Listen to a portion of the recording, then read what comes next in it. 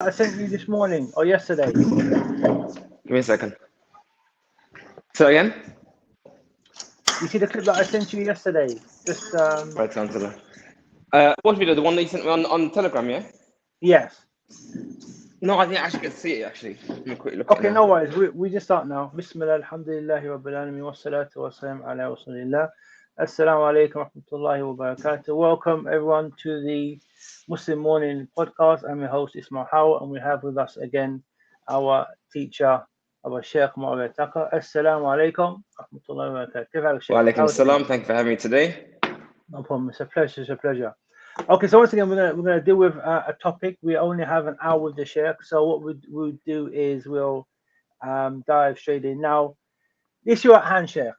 Um, we don't mind discussing this issue. Something happened a couple of weeks ago at the Labour conference. One of the MPs, Labour as in Labour Party. Labour Party, yeah, sorry, Labour Party. Yeah. So one of the MPs wanted to have a women's only meeting. Now, at the meeting, she said, okay, women meaning those born with a cervix. She made a categorically statement that if you're a trans man or whatever, you're not a woman. Okay, and for that, So are they? I mean, for her to make that statement, does that suggest that there might be some trans oh, you're breaking up, Sheikh. Can you hear me? Oh yeah, no, say it again. You went offline for a little while. Yeah. So I don't know what happened. I'll say. Can you hear me? Yes, I can hear you fine now. Yeah, Yeah, I don't know what happened there because our data is. it's I'm just on next to slowly. the Wi-Fi hub. But yeah, so by that statement, I'm always is she suggesting that there are some MPs that are trans? No, this is for the Labour members, for the anyone who's Cool, Labour. So cool, it was cool. she just put out that I'm gonna have a Labour meeting. So I'm gonna have a meeting with Labour members for women, but specifically those Yeah, yeah, born with a cervix. She was making a statement that basically, if you're a trans man, you're not a woman. Now, yeah. for that statement, she got a backlash. She wasn't allowed to go to the meeting. They had to have security for her. She was in trouble. MP spoke against her, and also even Keir Starmer said what she said was wrong. So what came to my mind Okay. was one is that people are now changing the creation, or they want to change, they want to transition from being a man to being a so-called woman, Mm-hmm. and it's under the Equalities Act that you cannot discriminate against someone who's transitioning. Mm-hmm. And when it comes to the position of so-called religious people, conservative people, um, we're now being silenced concerning our position. Mm-hmm. Okay, and what came to my mind was this opens up a big Pandora's box concerning change in Allah's creation. If we go down this road, then Mm-hmm. there's no limit. If we can't stand our ground as religious people and say, well, okay, Mm-hmm. biologically, because now they have a new term, you're biologically a man, you're Mm-hmm. biologically a woman. Mm-hmm. But now people are even trying to shake that they should be gender neutral. Don't define their Mm-hmm. gender until they decide for themselves. Mm. Why has Allah, first of all, set limits on changing their creation, or the fact that I know there's ayah concerning shaitan wanting to change their creation? What can this lead to? What are some of the problems this could have for mankind if we don't stick to these limits? Okay. Let's start with this inshallah. Bismillah, alhamdulillah, wa salatu salatu ala rasulillah, wa ala alihi wa sahbihi, wa man tabi'ahum bi ihsan ila yawm al-din. Okay. So, um, ironically, this topic of changing gender, changing terms, changing Mm, words, is nothing actually new. Interestingly enough, it's actually something that's been happening for centuries. hmm So, and let me give you an example. Um, well, not example. I'll explain to you one way in which, or one reason why the changing of a name may be used. historically speaking anyway. As an aspect of hila. Anyone knows what hila is? Hila is where you change, where you basically get around a ruling by essentially finding the loopholes, for example. So like Bani Israel, what they did is that they put the nets out on Friday and took them up on Saturday evening, or you could say it was Saturday time, so that they could get the fish on Saturday that they were prohibited from doing. They were prohibited from fishing on Saturday. But then they'll say, "Oh, but we're not fishing though. I was at home the whole time. I wasn't fishing." So they were getting around the hukum by doing hila. So in that case, the hila in that regards was action, is an action-based hila where you change the actual action in a manner that tries to make the rules no longer applicable. That's where it comes in. Makes the rules no longer applicable.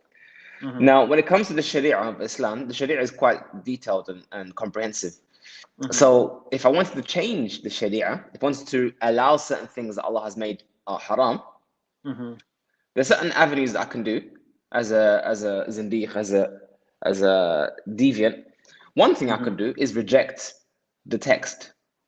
So that's why if you have certain deviant or apostate groups who reject the Sunnah, and the only motivation for rejecting the Sunnah, or they might say, "Oh, we only accept the Quran. We're Qur'ani, we only accept the Quran," is that if once you reject the Sunnah, which is revelation along with the Quran, explaining the Quran and how the Quran should be applied, once you remove that, you can now inject your own explanation. But with that, you don't need to even change the meanings of words, because you've actually changed the hukum the ruling from its root. So where I would say you can't do X, Y, Z because of a hadith, they'll say, well, we don't accept hadith. Therefore, they've now opened up that ruling to their own interpretation, to their own avenues. So this idea of changing certain things to get around certain rules is not new. It's actually quite old. And that is why Islam gives a lot of importance to that, to the istilahat, to the istilah, to the terminologies, what they mean, in order so that we can apply things properly. And ironically, one of the evidences, well, Allah mentions in the Quran that He has already said in the Quran, and verily He will protect it. Inna lahu lahafidhun, we will protect the Quran. The ulama use this to say that this also includes the Sunnah. That also He will protect the Sunnah. And the ulama also say that this also includes the Arabic language, because the Quran and the Sunnah both become worthless if the language is forgotten, if the language is distorted. So we see here at the root that language is important, definition is important, understanding is important. So for example, a trans man or woman, or whatever we're going to say, I don't know what that means to be honest. When I say trans man, does that mean he was a woman and become a man, or does that mean he's a man and become, I don't know what it means, but whatever it means, that man or woman, if we now include them in certain definitions and exclude it from other definitions, that actually changes their hukum. So when we say you can't have ikhtilat between al-rijal wal nisa, you can't have free mixing amongst or mixing and privacy amongst men and women. Then this man will say, well, I'm not a man, I'm a woman now. So now he's actually changed the hukum from the root, and technically speaking, he's not an asi, he's not a sinner. So we can see here already from just that one example, the severe ramifications of this, and the severe ramifications of this, and why they, the kuffar and Ahl Ilhad, why they put so much effort to achieve this goal. How do you achieve this goal? And again, like I said, it's not new. I mean, it might be new in terms of as it relates to changing one's gender in modern day context. But for years, decades, they've renamed alcohol to mashrubat al-ruhiyya, which is the drink that gives you spirit. Or they've done many things or they've changed the meaning of riba to fa'ida. Riba is no longer interest; it's now fa'ida, benefit. Or call it ribh, they call it profit. And even the Quraysh, they said, إنما البيع مثل الربا. Riba and bay'ah are the same. They tried to equate them to be the same.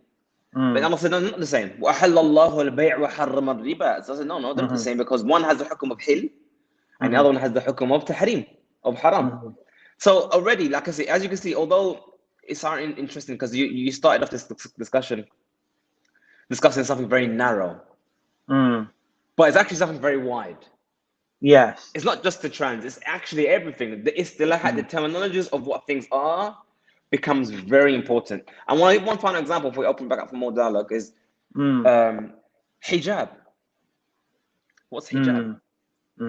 If I say hijab is modesty, like that individual Osama Hassan said, and he said, what is modesty? Well, modesty doesn't mean covering your head. Modesty means dressing modestly. He's now in one swoop, in one move, one maneuver. It's like those boxing matches where someone does one punch and he's just out for it. With one maneuver, he's now included all the women who don't wear hijab as now being mutahajjiba. They're now hijabis. Yes.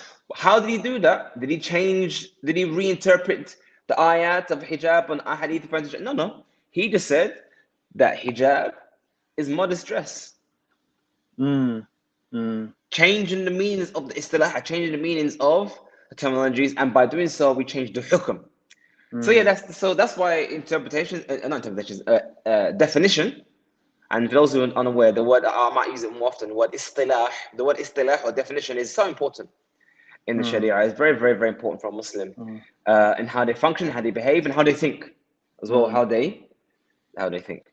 I mean, for us as Muslims, we have these definitions, we have set laws, we have scripture, revelation, sunnah.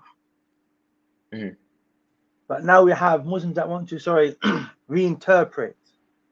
Same way we have secularism, which doesn't really have any foundation, and under modernity and liberalism, everything is permissible, nothing is closed. But we have so-called things which are thabit. And people say, well, okay, yeah, that's old. How can we understand the value of having a soul, thabit, things which are not changeable for the benefit of mankind, rather than thinking, no, it's better to go with the ocean, go with the waves. If it's changed, it's changed. No, we need, as mankind, to be on a firm foundation of revelation. Well, to understand that one, I would say it's good to understand human nature, and that human beings essentially have no limits to where they can and do go. This is something people need to understand. It's not the case that there's natural boundaries that people go to. That's not how it works. A human being can go wherever he feels to go, as a human being, as an individual and as a collective. And the reason why I say this, and what I'm trying to get at, is that we sometimes, I guess, naivety, because we've lived in Islam, or some of us may have been raised in Islam, we take for granted some of the foundations we have been taught and educated on, and we've learned from Islam, thinking they are universal, thinking that they are obvious, not realizing that they're not obvious, realistically. And when you accept that notion that there is no real obvious answer often, then we can see that going where people agree, there is no limits to where they could go. I mean, just some extreme examples, and sometimes I give extreme examples, not to say that this is going to happen today or tomorrow, but the fact is it has happened. I need to just understand that this is how far people. If I said to you, human beings would be cannibals naturally, happily cannibals, eat human beings and perfectly fine, you were like, yeah, there might be some people in the village somewhere far done that, but actually no. Cannibalism was very common in certain areas, and ironically, historically, it never existed in Africa, which is, I'm gonna put that one in there, because people always think cannibals in Africa. Actually, cannibalism is actually more common near the areas of Papua New Guinea, that region there. Even Japan was historically known for eating babies. until the 1900s. So my point is, cannibalism is an example which we think, oh, come on, there must be limits there. No. Yeah. Okay, bestiality. Again, we assume this. Come on, that's obvious, man. Who would do that? Well, some European countries have it legal. Yeah. It's not a crime. So, if we actually scratch the surface and look how far human beings can go away from the asl, away from how we are created to be, and the boundaries Allah has set, we can actually go pretty far. And that's why that premise, this belief that human beings can somehow decide what is right and wrong, even through a collective, is false. Because we see many societies who obviously collectively have agreed that something is right, were clearly false. And clearly false, as in repulsively false, as in even the modernist Muslim, if that's such a thing, those on the edges of Islam, if not murtad, apostates, even they would say, yeah, bestiality is not great. They won't even agree to that. But no, but lo and behold, I'm sure if there was enough drive in society for people to say, oh, what's wrong with it and blah blah, then they'll accept it. And that's that's the ironic thing actually, which you mentioned about the issue of women with only a cervix. That definition, that I would say that was more of a statement, to be honest. I don't think she actually expected many trans to attend, but I think it was more of a statement of position, her position was established, I mean, her ideas. what was amazing in my thought was that she wasn't, although people supported her, there was a backlash from the head of the Labour Party and other MPs saying, no, you can't say that, as if her position is discriminating against the trans community. The trans community was in uproar. She could no longer attend the conference. And she got heat for taking that stance, which is like, well, okay, what's normality then? Is there something called normality? Is there a man or is there a woman, or is it now we're in the period of modernity where no one can hold a position? Because obviously any position you hold, you're now going to discriminate. Well, I mean, If you say, go on. If you say. No, my point is that, are we living in a time, is modernity a time where you're no longer allowed to hold a position that is going to discriminate? So I'm giving another scenario. So for example, you have a restaurant, male and female toilets. A trans man comes in, you're a religious person, conservative person. The trans man goes into the female toilet. You say, no, you can't go into the female toilet. You're biologically a man. Yeah? Now, funny enough, I read up on the BBC page. They said it will be illegal for you to stop a trans man going into a female toilet under the Equalities Act. But yet, in another scenario, if there was, for example, a women's meeting against domestic violence, so these women would be like, okay, we don't want any men in here because they've been abusing us. In that scenario, you can discriminate and say, well, okay, if you're a trans man, you can't enter into this circle because in this circle here, we don't want any men. You know what I'm saying? So in some areas you can discriminate, and in other areas you can't. But my point is that, what's the asl? What's the asl of the human being? If you don't make a clear definition of what is a man, what is a woman, it's messy. For example, you're going to get, there was a situation where some trans man was in the Olympics or European Games. He won all the competitions, bro. You get what I'm saying?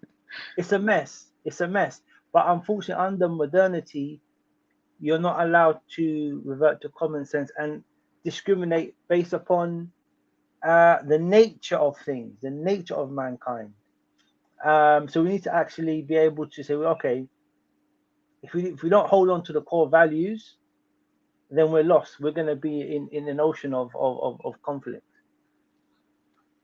I mean, just to illustrate how important all these things are, one of the first things that Allah did for Adam alayhi salam was taught him the names of all things. وَعَلَّمَ آدَمَ الْأَسْمَاءَ كُلَّهَا. Taught Adam the name of all things.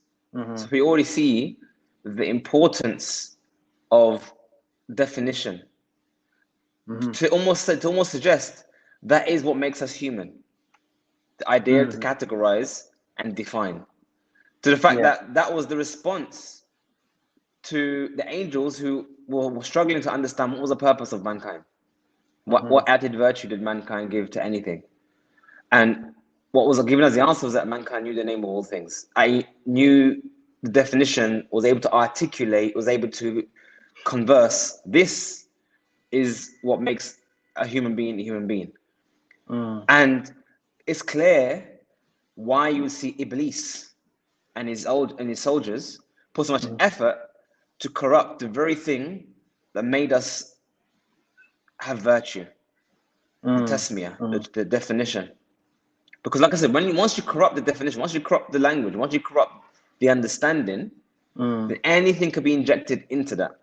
So if we no longer have a clear-cut definition between a man and a woman, and I say clear-cut as it's no longer clear anymore, and I'm not saying no longer clear, unfortunately, and as I was my witness, we have actually finally got to a time where we see people, we have no idea what they are.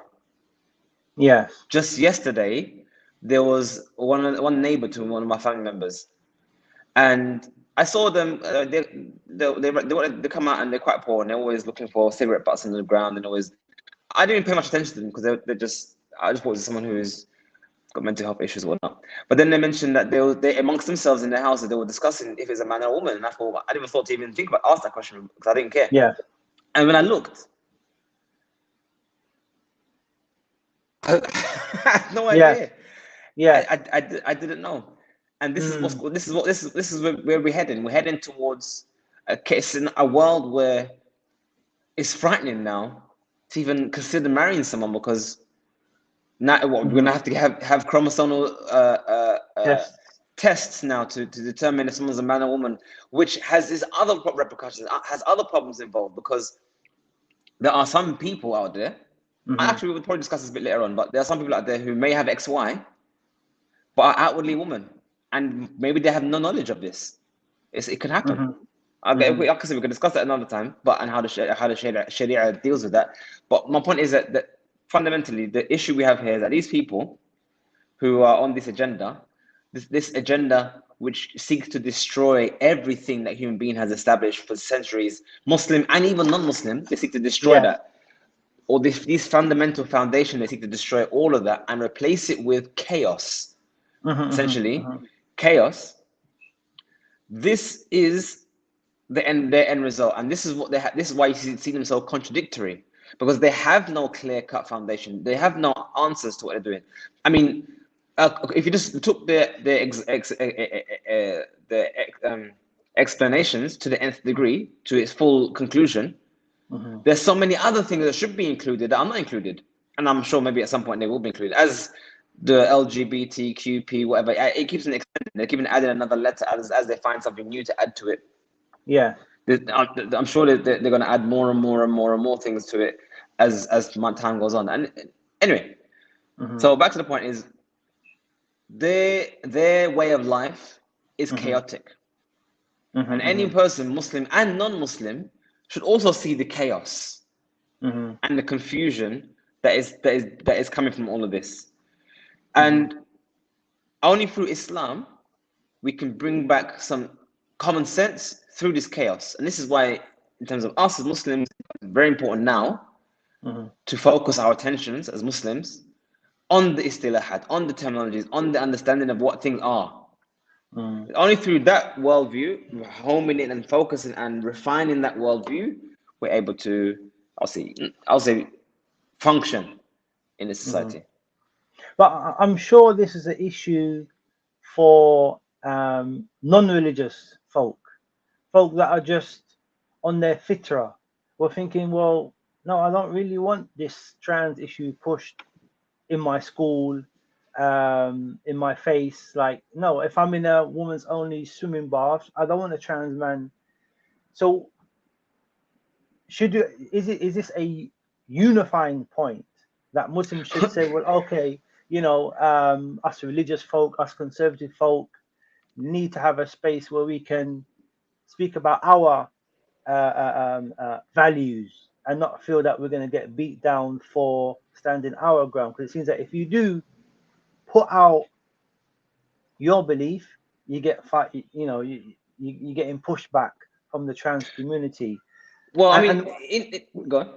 because we are scared to be being labeled, oh, you're transphobic or you're this phobic or that phobic. Well, okay, well, where's value then? Where's morals? Where's the stance that we should take, even just to say, well, okay, what's normality now for the Well, I next mean, it generations to depends. come? What's normality going to be?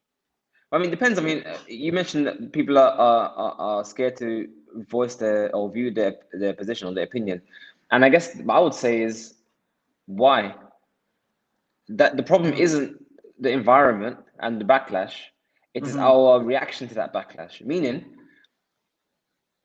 we live in a non-Muslim country. I mean, let's not fool ourselves. We live in a non-Muslim country, and with that, we have a society that does not accept Tawheed. Forget trans. They don't accept Tawheed. They make shirk with Allah.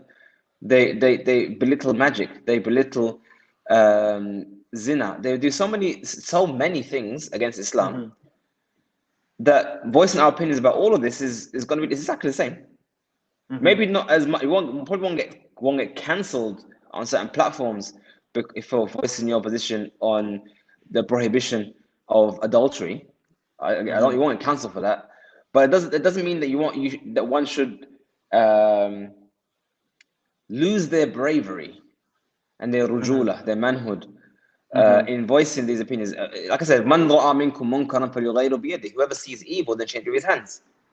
This is not something we could change something physically. فَإِنْ لَمْ يَسْتَطِعْ فَبِلِسَانِهِ. And if he's not able to do so, then with his tongue. That is something we are all able to do.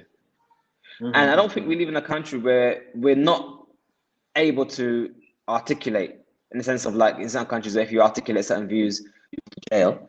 You disappear, It's not the case, or you disappear. Yeah, that's not the case in this country. So will you get backlash? Yeah. Is that backlash worth it? Of course. And this is the question. I think the primary question we have to ask is that: is the backlash from speaking the truth? Is it worth it? Yes. And the answer is, without a shadow of a doubt, of course it is, because the truth has to be spoken, or has to be said, or has to be shared, and taught to our families. Now, I guess one scenario just popped into my head now that may be a cause of concern would be with children. And I don't know how far this has gone so far, but if a person finds themselves in a situation whereby teaching your children that changing your gender and homosexuality is valid, teaching children that it's invalid and that it's wrong and it's sinful, that you could lose custody of your children. I don't think that's ever been the case so far yet, but if that ever is the case, then there might be a case to be made whereby remaining silent now and hating the side is the case. And in that case, I would propose and push forward that hijrah is even more wajib than it already is for that individual. Hijrah is already an issue of wujub, an obligation, for those who hold that opinion as well anyway, but an issue of regards to live in this country. But for that person who can't even exercise that with their own children, their own family, in their own homes, I think that makes the even the one who says that hijrah is sunnah, now has to say it has to be wajib. There's no argument in that regards. I think that probably be a good measuring stick of when would you say hijrah is wajib? Then the answer would be as soon as you can't even implement Islam in your own home, on your own children, hijrah is wajib. I'm telling you, if you can't even exercise that Islam on your own home and on your own children, hijrah is wajib.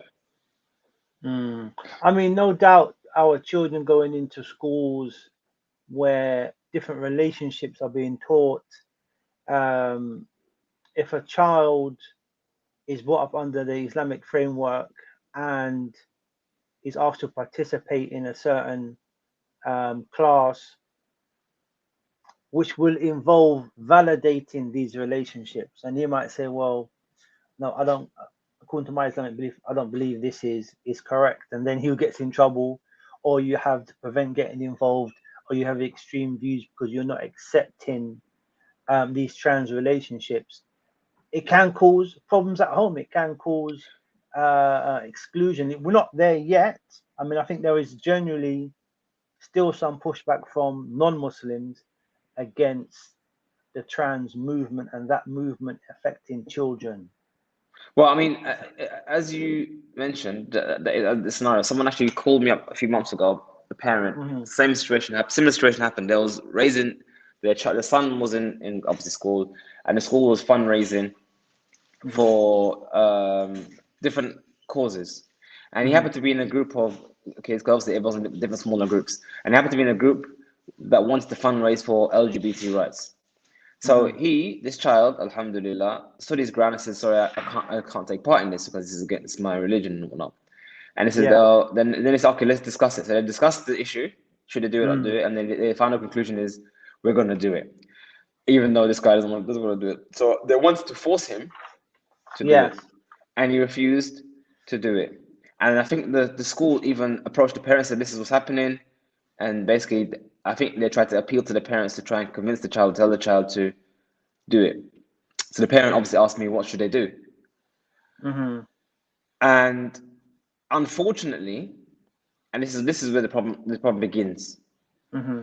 That same parent consulted someone else, another Mulvi or Imam or whatever, Mm-hmm. who gave some wishy-washy argument about, oh, we live in this country and it's difficult and you have to just fear Allah and do what you can and basically do it.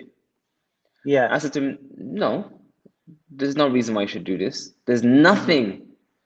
There's nothing happening here that would force a person to raise money for LGBT rights. There's nothing they could do to you or your child to make Yes. it come. What could they do? What could they do? They weren't threatening him with expulsion. It wasn't going to affect his future career prospects. We weren't going to get him imprisoned or investigated by Prevent. There was nothing here Mm-hmm. other than causing upset to some kuffar. Mm-hmm. But yet we find Muslims giving advice to other Muslims. So let's start again. We have Muslim learned individuals giving advice to other Muslims to basically comply. And this is where we have Yes. the issue of this is we as Muslims need to we need Muslims need to have more of a backbone and unity on this issue. Not this issue, but Islamic issues as a whole. It's Mm. because we're so wishy-washy as a collective Mm. why we get pushed over so easily. And I give you another scenario where it happened with Ramadan. Another parent called me up about Ramadan. Their child, two of the children decided to fast Ramadan. And Mm-hmm. other children in that school decided to fast Ramadan. And the school said, no, you can't fast Ramadan. As we know how the Kufa don't want kids to fast. We get that. Yes. And in Yes. all Yes. fairness, I get that. I mean, it's not like I Mm. disagree with their logic. I get the logic. They don't Yeah. understand that fasting isn't that difficult. It's not, they don't And understand that. kids would like to fast as their family is fasting, as dad's fasting, as mom. They would like to fast on Yeah, their own initiative. exactly. Yeah. But I mean, from the Kufar's perspective, I can understand why they say don't do it. Because for them, their own religion is wishy-washy. Their own religion is like, oh, you don't have to do these things. So for Yes. them, why should you have to do these things? They have no rigidity in their own beliefs anyway. Mm-hmm. So they called me and said, what should you do? I said, maintain your stance, Mm-hmm. but don't expect support from the Muslims. And Mm. expect the first ones to stab you in the back will be the Muslimin. Mm-hmm. Mm-hmm. A few days passed, and apparently the school called a Molvi. He Yes. said, "Oh no, they don't have to fast because they're below the age of puberty and blah blah blah." And then tell them to Yes. stop break their fast and blah. So then they presented to the other parents this fatwa from this Molvi, and Yes. then all the other parents said, "Yeah, great, fine, we'll stop our kids from fasting," which left Yes. this one parent thinking in the middle, the only Muslim kids in the whole school fasting now. Yes. Yes. Yes. Yes. Yes. Yes. The disunity. Mm. So because it's not even just disunity, it's disunity caused by our own illiterate, illegitimate leaders in the community. And Mm. I call it out for what it is. We have clear-cut definitions of certain things in Islam. There are some things which are مختلف فيه. There's some things that have اختلاف. Hands above or below the navel and salah. Yes. Yeah, I get that. Certain things I get there's اختلاف. But there's certain things there is no اختلاف. Mm. Mm. Like Mm. this issue we're discussing now. But yet we Mm. still have people trying to pander to modernity, and Mm. in along the way of doing that, they're destroying the mindsets of many Muslims. And what's more concerning, however, is that when these Muslims are adopting these modern ideologies, they are leading them to apostasy. And this is probably the biggest problem we're going to have here, because when people no longer understand boundaries, because they no longer understand language, then it leads to conflict in their religion, understanding, and everything else. I mean, we do have within our own community, you know, I think there was a case in America where they had a female imam. We do have issues like LGBT mosque, under the guise of this is modernity, or this is how Islam should change, you know, for the better, to accept these, I don't know what these, I don't want to call it deviations, but yeah, these deviations from the straight path. How do we get through this minefield? Like, we are living in the West, we are in a secular country. How do we put across our view clearly, without seeming to be discriminating? Because that is the case. You people discriminate. You people are bigoted. You people are homophobic, transphobic, everything. But no, we just have clear principles. You know, Rob, you've answered your question. So, number one, having clear principles, having clear ideology and clear mindset, which can only occur through education. I mean, it sounds like the usual cop-out answer. Well, how do you fix it? Educate. Oh, okay, whatever. Is that all you have to do? Just educate? Yeah, that's right. Yeah, that's all you got to do. But that's the thing. That is at the asl. That is at the root. As long as we, as Muslims, on an individual level and as a collective level, struggle to identify issues and understand issues in the light of the Quran and the Sunnah, and as long as we struggle to even educate ourselves on basic things on this topic, then of course we're going to have problems moving forward. There's no way to avoid that. That is actually the asl. That is actually the norm. The norm is confusion. I mean, when I say education, I mean having a full understanding of the Sharia and what does it really mean. I am telling you right here. I've said it before on other platforms. I'll say it here as well. I guarantee you, a large portion of the Sharia, Muslims will have issues with. I don't mean issues as in apostasy and rejection, but they'll be like, "Oh, is that how it is in Islam?" They will have genuine confusion, discomfort with certain things in the Sharia. And it's not because they're murtad. I'm not suggesting anyone's murtad and like that. It's because they just don't know. They've never known this stuff before. It's actually jadid. It's new. It's something absolutely new. Or is it because we've grown up in a liberal society, where we don't discriminate. We try to encompass that everyone is equal. But in reality, we're not all equal in certain spheres. You get what I'm saying? Like, yeah, we're equal in regards to the day of judgment, weighing the scales, but the man is not like the woman. It's more of a concept of we've been raised in a society where its values are known. But whilst we've been raised in that society, our values are not known. That's basically what it is. Meaning that a lot of, basically, for example, let's look at reverts or converts who come to Islam. They come to Islam, what do they learn? Tawheed, fasting, salah, hajj, zakah. They learn these stuff. Yes. How many of them actually make the effort to go beyond that, to the other avenues of life? They learn a bit about marriage, they learn a bit about divorce when they have to get divorced. They learn a bit about khulu' when they have to do khulu'. They learn a bit about business only when they have to do business. So they learn a bit about some things and only when necessary. But when it comes to life in this society, we know almost everything what goes on around us in detail. And it's normal. This is the issue. It's normal. That's why I said to you, the human mind doesn't really have, it has a fitrah. But once you've grown up over a certain period of time and you're exposed to certain things a certain period of time, that becomes your new norm. Yes. If you've never been challenged left or right, that becomes even more and more established and thabit in your mind.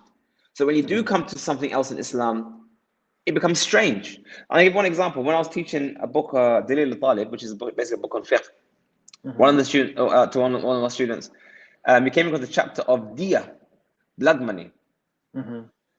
And we came across an issue where if you were to scare someone, so you jumped out, wow, and you scared someone, Yes. and they lost continence, as they lost the ability to hold their stool or their bowl or their urine. Mm-hmm. Now, for one, I have to admit, I was surprised that could be a permanent thing. Mm-hmm. But it does make sense because a person can be so scared that they mess themselves. I mean, Yes. that does happen. Yeah. I never, in my mind, really made a mental connection between the two. I mean, it can happen. But for some reason, it just never occurred to me, I think. But basically, if you lose continence due to being Mm-hmm. scared, then there's blood money. Blood money, Mm-hmm. because you've lost functionality. Mm-hmm. So this student was like, Permanent dysfunction, like permanent or just temporary? yeah. So you can no Okay. longer, you have to wear nappy, bro. You have to wear nappy. Okay. Yeah. So he was like, wow. So what about Mm. all these prank videos on YouTube? Are you Mm. saying all those are haram?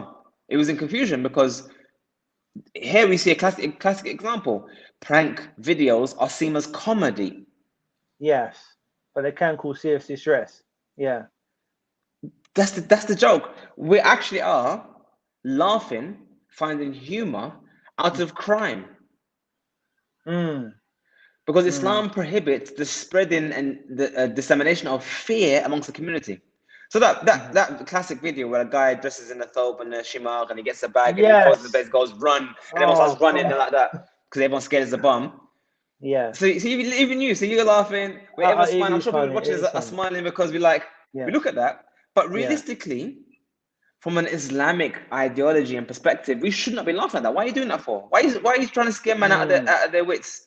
Running out Mm. of a coffee shop, man's losing business, people not paying for their stuff, running out. Yes. Why would you laugh at that? No one would laugh if someone went to the underground Mm-hmm. and pulled the fire alarm and everyone has to evacuate the thing and then trains chop up and close up and Mm. everyone's worrying about the fire. Mm. No one's laughing at that. But that essentially Mm-hmm. is the same thing, the same scale. But my point was, it's not the issue of the individual issue. Yes. The issue is, or the individual issue of scaring. The issue is, it wasn't normal to view that as anything wrong. Yes. And it shows the scope of how much we need to learn as a collective about morality, what is actually right and what is actually wrong. Do you know Mm. how many brothers and sisters find it absolutely normal that when a husband gets divorced from a wife or wife gets khula from a husband, that she takes Mm. the kids? It's absolutely normal. Mm. Well, that's not Mm. the Mm. case in Mm. the Sharia. It's Mm-hmm. actually the opposite. But that's not taken. That's not even considered. There's so many Yeah. things that the Sharia has a completely opposite view of things. But yet Yeah. we as Muslims, as a collective, are normalizing this. It's so normal now. For example, or nushuz. What's nushuz? Nushuz is when a woman has left the obedience of her husband. A Yeah. woman has left the obedience of her husband. Mm-hmm. Whereas realistically, if you really scratch the surface, I'm sure you know, or everyone knows in his watching this video, nushuz is normalized now. A woman Mm-hmm. speaking, raising her voice to her husband, that's normal now. We make joke Mm. out, we make light. Oh, I better go home, wife has a go. Why? Are you telling me? Are you telling me, brother, that you're telling me I have to go home for my wife tells me off? I mean, Yes. what's going on here, man? No, but you're laughing because it's almost comical. I mean, what has become of the Muslim man where Yes.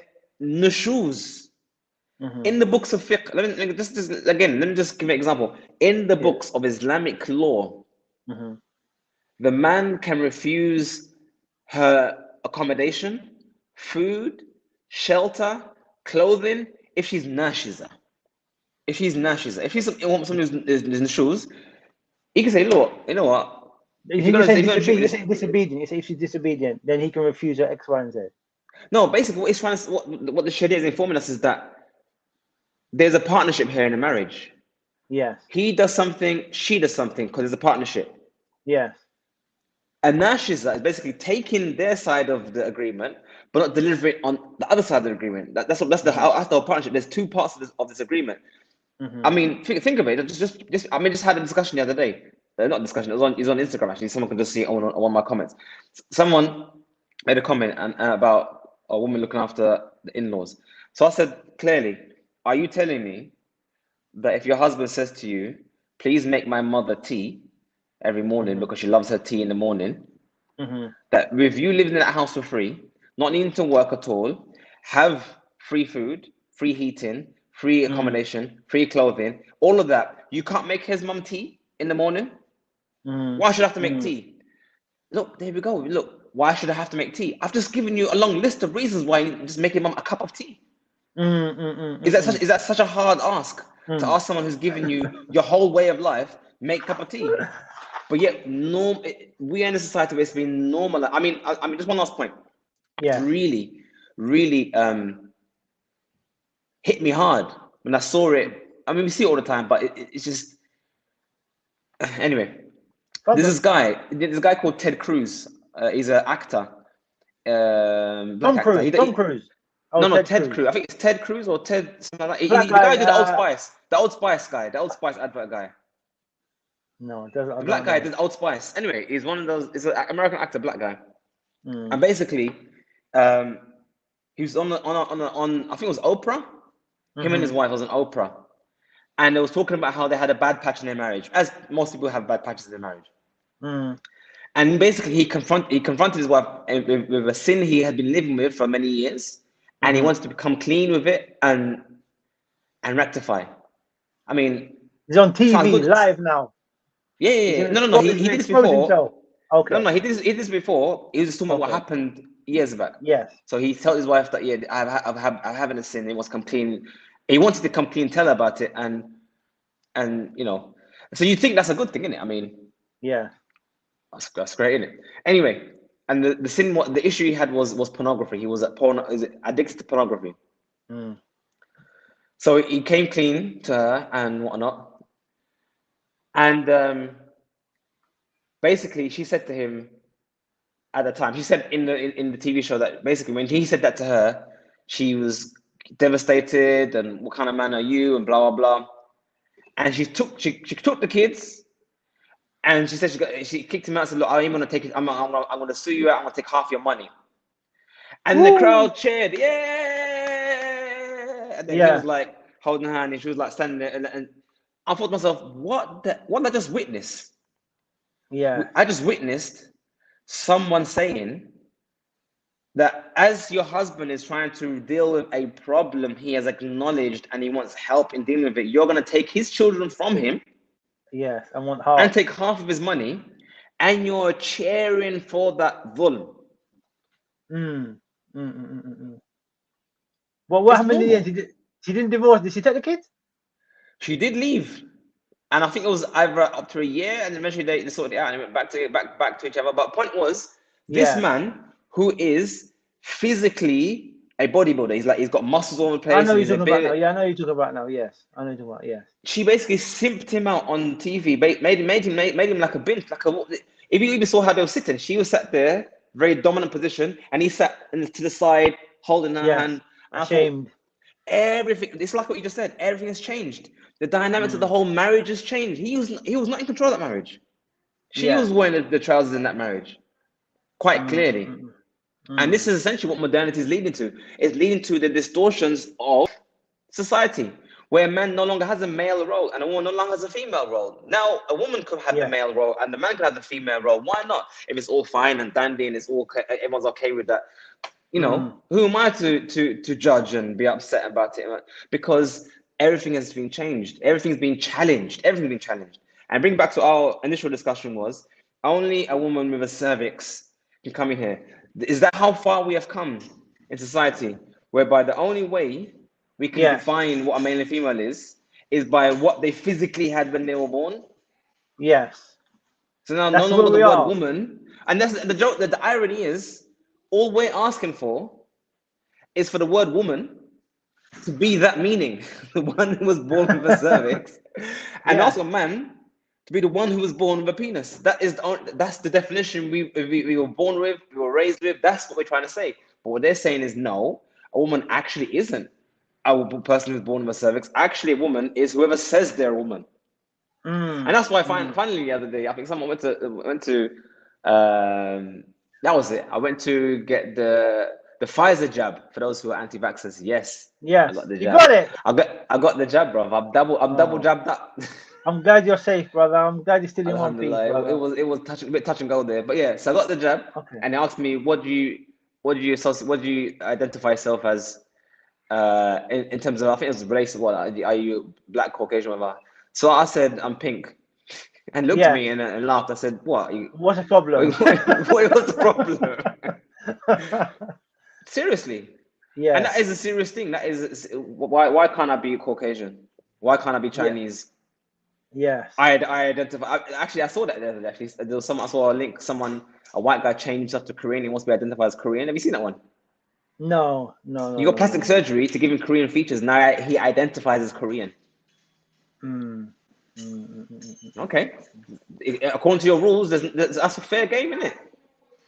And this is where you find where their rules break down. I even spoke to policemen about this. How do you deal with that when it comes to being arrested? Someone identifies. Someone says, what's your name and whatnot. I say, yeah, I'm a man, and they're a woman, or vice versa. What do you do?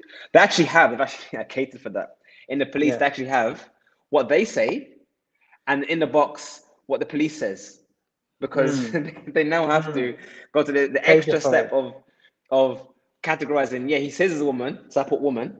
Yeah. But I can see he's clearly was born a man, so I can put man. They've actually had.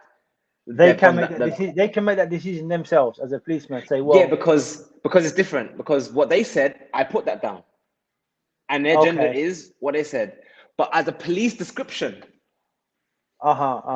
he's a man. That's not the same thing. You see, now it's become stupid. I'm not sorry, not now it's become stupid. It always was stupid, but yes, they can from a law point of view, they're allowed to discriminate. Yeah, they're allowed to say no. In their own little contradictory. But one interesting question I have to ask though, Ismail, this female-only meeting that they're having, Labour. Yes. I'm surprised no one mentioned that. I mean, if I said I want to have a male-only meeting, is that also allowed? I thought this whole segregation of sexes was a problem in the first place.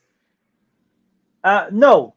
Obviously, we have public schools that are, female only or male only. You got boys' schools. You got fitness clubs that are for women. So the issue of segregation is not a problem. Because I mean, it's how you make it exclusive. How do you make that thing exclusive for women? How do you make it exclusive for men? You now have to put in brackets those with a cervix or those with a penis. But a few years back, they got in trouble because they did an event at university and they had a women's section and a men's section, and they caused this segregation, and they got in trouble for that and got investigated by charity commissions. So I was interested in that an event where both could attend, just see it differently. They got heat for that, whereas this Labour thing has said we're actually having an event, women only, and never got any heat for that. I just find that interesting as before it's obviously selective. It's selective. They're applied law selectively, and as a minority, Muslims, they will come down on us and say, no, you can't segregate. But no doubt, if you want to go to Eton or you want to go to some posh boys' school where they have segregation or they have single sex, it's not a problem. You know what I'm saying? So I guess that kind of shows and demonstrates to us again an example that really, at the end of the day, it's no point trying to make sense of the system. It's just about how to exist as a Muslim wherever we are. There's no point trying to find how do we do. There's no point trying to figure it out because the rules are always rigged. The rules are always against us, no matter what. When it's in their favor, they go this direction. When it's in another direction, they just go where they want to go. So for Muslims, for me, if a Muslim is at work or in some kind of environment, there's no way you can force a person to adopt a different language. And I thought Muslims should make that stance. It's like the other day on Twitter, someone said there was some trans person and they called that person a she when they're obviously born a man. And I said, we shouldn't say that about her. And I said, bro, he did say that. I said, I can't remember what the conversation was, but even when we speak, we shouldn't what's the word? Pander to their thing. Call them what they are. Say what it is. Speak the truth. And if they're not happy with it, okay, look, you can't stop me from saying he is over there and I don't agree with him. Whatever, I can say what I like. Yeah. The moment you start, the moment you start adopting their language, I'm being honest. The moment you start adopting their language, you're already agreeing. That is agreement. That is agreement. But That's agreement. what about the individual's right to call themselves whatever they want to call themselves? So I'm not yeah, stopping you from saying what you want to say, but they can't. biologically, he's a man. But he says, I want to be known as Sheila, Karen, whatever. That's his name. Okay, so Okay. but do you have to accept him as a she? If You know what I'm they, saying? if a man said, I want to be called Sheila, Yes. to me, that's the same as saying, I want to be called Max. I want to be called Fish. I want to be called Okay. Abu Alia. Whatever your name is, whatever your name is, it's not my business at the end of the day. Yes. But if I want to say, if I want to say, use a pronoun, Yes. and call that person that particular pronoun, Yes. you can't, just like I can't force him to speak about himself in any particular way or say what he can't force me to articulate what I want to say. So yeah, you want to say he or she or whatever, and you can tell your friends to speak to that way. But when it comes to me, I'm saying him if it's a him, and I'm saying her if it's a her. And if you don't want me to say that, maybe I might call you a it, I might call you a thing, but as an insult. But I think calling you what you are is better than calling you a it. But like I said, you know what it is, brother. It's not about being obstinate and argumentative. It's about how these words affect your mentality, how these words affect you. If you start calling this man him or her, don't act like it's not going to affect you in your head. It will affect you in your head. You start seeing things differently because it's now a her. And the more you keep repeating this thing, the more it becomes normalized, and the more you don't even think that she is a he or he is a she or whatever the case may be. This is the issue, Rawal. That's what I'm saying. This language issue is a big problem. That's why even things like words like girlfriend, she's my girlfriend, he's my boyfriend. Normalize those kind of words makes the whole act normal. As in, if you can articulate the word, he is my boyfriend, she is my girlfriend, and have nothing in your qalb towards that word itself, then you've normalized the action. You've normalized the action. You need to see things as they are, speak about them as they should be. I mean, even like things like I mean, I know this is an extreme example, but I know like some Asians, they say like they don't even say pig, they say pig. Okay. And they go doba, can't say pig. Yes. But why do they do that? Because they want to make the pork so mustakhbath, so disgusting and evil. You can't even speak the word. It's so dirty. Brother, tell me the truth. If you thought the pig was so disgusting that you can't even say the name of the pig, how likely are you going to be to eat pork? Yeah, that one. You stay away from it. You run a mile from it. Yeah. Can you hear me? Yeah. Can you hear me? Yeah. So I can hear you. kind of zoned out of your visit. No, I'm saying yeah. So you run a mile from it. Yes. Yeah, so you run a mile. But the thing is, why would you run a mile from it? It's because your language, how you speak, how you articulate, is a manifestation of the internal. And as much as your internal affects what comes out your mouth, what comes out your mouth also can affect your internal. That is why mockery, making jokes about religion, is a major crime and apostasy, because you've normalized kufr to the highest degree. Making a joke of something is normalized to the highest degree. Even things like, and I even say this, we as Muslims shouldn't even normalize the topic of homosexuality and transgender stuff. We shouldn't make a joke out of it. It's not a joke. I mean, imagine somebody jokes say, like imagine somebody jokes say, is that guy your husband? Ha ha ha. No, what do you mean that guy my husband? What? Do you want to fight me or something? That should never ever be normalized, not even in a joke.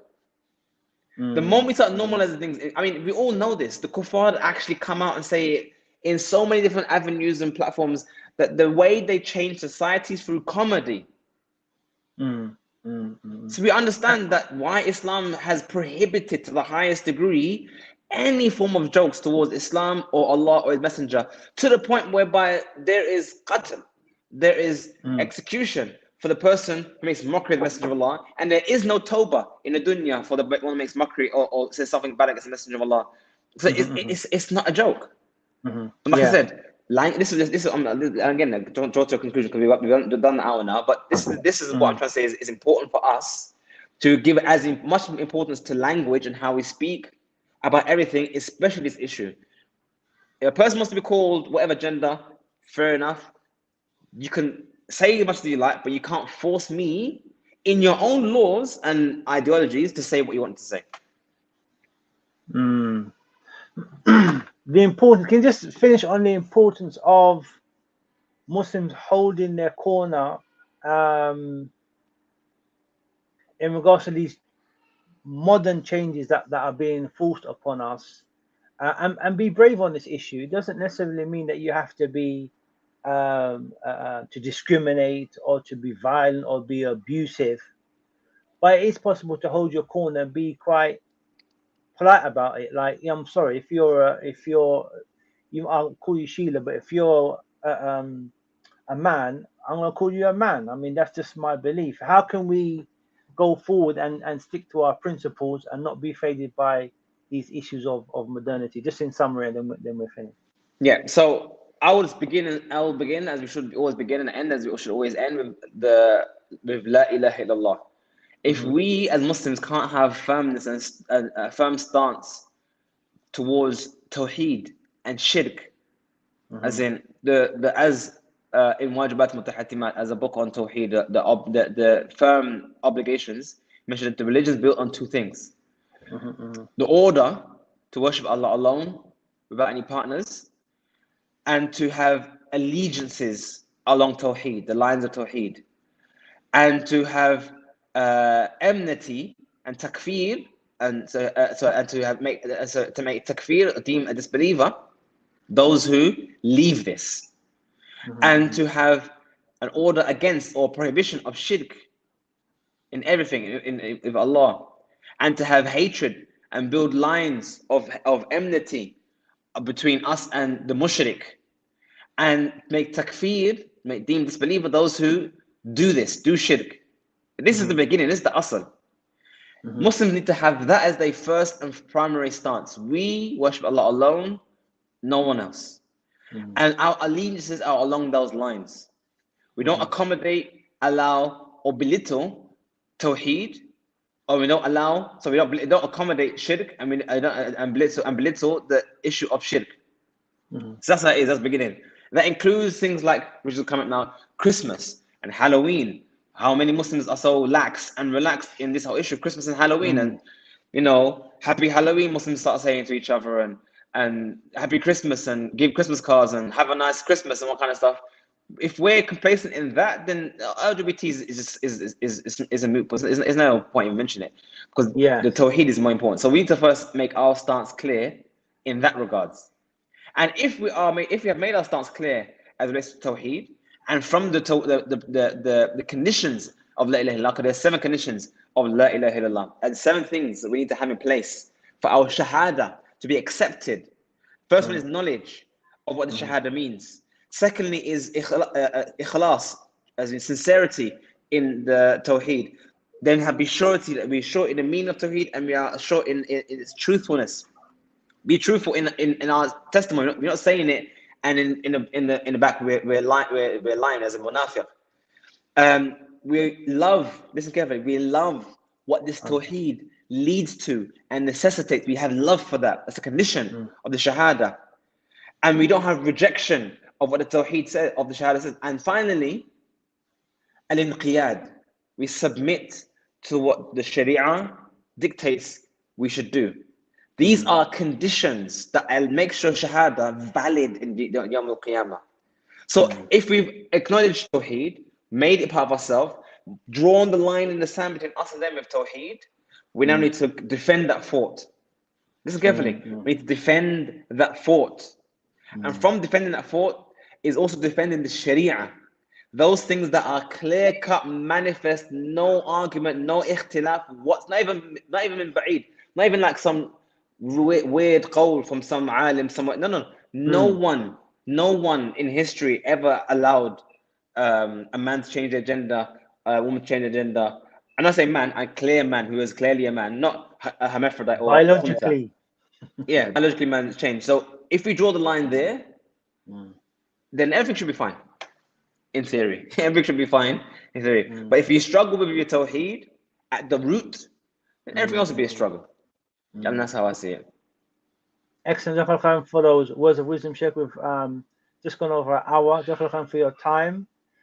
Just a note to any of the viewers, we're going to have a open discussion on some of these videos we've had with the Sheikh. So on Wednesday, 8 p.m., we'll have our Zoom discussion about some of these issues brought up by Sheikh Mario Taka. It will be an open forum for you to come and discuss and comment. Obviously, this hour that we have is very difficult to get people to come in and ask questions and stuff like that. But we will have our community Zoom discussion. It will be this Wednesday at 8 p.m. and I'll send out the link. So once again, Jazakallah for that beneficial hour. Thank you, Jazakallah, for your time. May Allah reward you. And inshallah, we'll see you again next Saturday, bright and early, 9 a.m.